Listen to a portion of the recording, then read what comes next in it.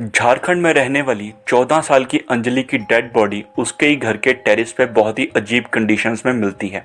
But उससे भी अजीब बात पता है क्या है कि अंजलि के माता पिता यानी कि निर्मला देवी और गंगाराम को अपनी बच्चे की मौत का कुछ ज़्यादा दुख नहीं था, क्योंकि ना तो वो पुलिस में कंप्लेंट करना चाहते थे और ना ही उनको किसी के ऊपर शक था, क्योंकि घर में आने जाने वाले लोग जान पहचान वाले ही थे। उनका कहना था कि अगर वो पुलिस कंप्लेंट या कोर्ट कचहरी के चक्कर में पड़ेंगे तो उनके जो दूसरे बच्चे हैं उनकी देखरेख कौन करेगा। लेकिन फिर भी मोहल्ले वालों की तरफ से दबाव बनाए जाने पर उन्होंने इस चीज़ की पुलिस कंप्लेंट करी। पुलिस आई, केस रजिस्टर हुआ और इसके ऊपर तहकीकात शुरू हुई। जब सच लोगों के सामने आया तो सबके पैरों के नीचे से ज़मीन खिसक गई। सच्चाई जानने के लिए वीडियो को एंड तक देखिएगा, क्योंकि reality is so shocking. But इसको समझने के लिए कहानी में थोड़ा पीछे चलते हैं। निर्मला देवी की शादी राम बाबू नाम के एक आदमी से हुई थी, जिस शादी से उन्हें एक बेटी थी जिसका नाम ऑफ कोर्स अंजलि था। राम बाबू की एक एक्सीडेंट में डेथ हो जाती है। उसके बाद निर्मला देवी की कुछ सालों के बाद शादी होती है गंगाराम से, जिस शादी से उन्हें फिर 2 बच्चे होते हैं, एक लड़का और एक लड़की। बट अंजलि अपने दादा दादी के साथ गांव में रहती थी। जब अंजलि 12-13 साल की एज में पहुंची तो बाकी लड़कियों की तरह उसको भी लड़कों की तरफ अट्रैक्शन होने लगा और उसने अपने मोहल्ले में लड़कों से बातचीत करनी स्टार्ट कर दी।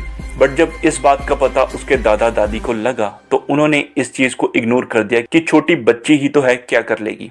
बट बात यहाँ नहीं रुकी और वो बातें आगे बढ़ती गई, एडल्ट होती गई। जब कई बार समझाने के बाद भी अंजलि नहीं समझी तो दादा दादी ने उसको अपने माँ बाप यानी निर्मला देवी और गंगाराम के पास शहर भेजना ठीक समझा। शहर आके भी अंजलि की इन हरकतों पे कोई भी फर्क नहीं पड़ा और उसने अपने वहाँ आसपास के मोहल्ले और स्कूल में लड़कों से बातचीत करनी स्टार्ट कर दी। अंजलि फ़ोन पर बातें किया करती थी जो उसके माँ बाप ने नहीं दिलवाया था। पता नहीं उसके पास वो फ़ोन कहाँ से आया था। जब इस बात का पता अंजलि के माँ बाप को लगा तो उन्होंने उसे समझाने की कोशिश करी, प्यार से डांट कर, मार पीट कर भी, पर वो समझने को तैयार ही नहीं थी और उसने अपनी हरकतें चेंज नहीं करी।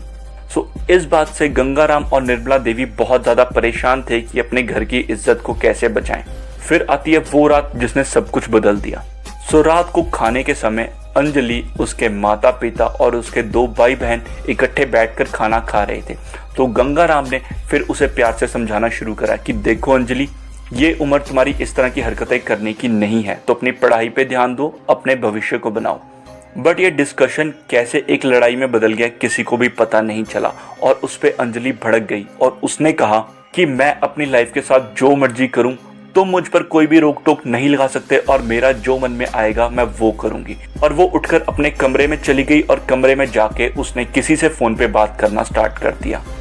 और वो बातें इतनी ज़्यादा एडल्ट थी कि उसको गंगाराम और निर्मला देवी नहीं सुन पाए और उनका खून खौल गया और वो कमरे में गए और उनकी अंजलि के साथ हाथापाई होनी शुरू हो गई।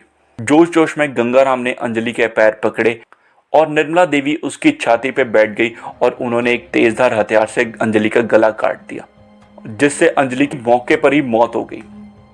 निर्मला देवी और गंगाराम घबरा गए और उन्होंने अंजलि की बॉडी को टेरेस पे ले जाके रख दिया और रात को वैसे ही सो गए और सुबह उठकर अपने हर एक नॉर्मल दिन की तरह ही अपने काम पर जाने की तैयारी करने लगे और जानबूझकर गली में आकर थोड़ा ज़ोर से बात करने लगे कि अंजलि के लिए किताबें लेनी है, उसके लिए पैसों का इंतज़ाम करना है, तो आज काम से आते हुए पैसे लेकर आना, जिससे लोगों को यही यकीन हो जाए कि सब कुछ नॉर्मल ही है। जब पुलिस ने थोड़ा सा दबाव डाला गंगाराम और निर्मला देवी पर तो उन्होंने सारी सच्चाई उगल दी और अपना इकबालिया बयान दे दिया। तो उनको पुलिस ने उम्र कैद की सज़ा सुना दी और उनके बच्चों को अपने रिश्तेदारों की कस्टडी में दे दिया। बट दोस्तों, सवाल ये उठता है कि इस पूरे माजरे में गलती किसकी है? अंजलि की, जिसे इस एज में ये हरकतें नहीं करनी चाहिए थी, या उसकी दादा दादी की, जो इस चीज़ को ज़्यादा सीरियस होने से पहले रोक सकते थे, या निर्मला देवी और गंगाराम की, जिन्हें इस चीज़ को थोड़े से बेटर तरीके से अंजलि को समझा के हैंडल करना चाहिए था? तो आपकी क्या राय है कमेंट बॉक्स में ज़रूर डालिएगा। इस तरह के इन्फॉर्मेशनल और आई ओपनिंग कंटेंट के लिए इस चैनल को सब्सक्राइब और लाइक कर सकते हैं। बाकी मिलते हैं नेक्स्ट वीडियो में। Thank you very much.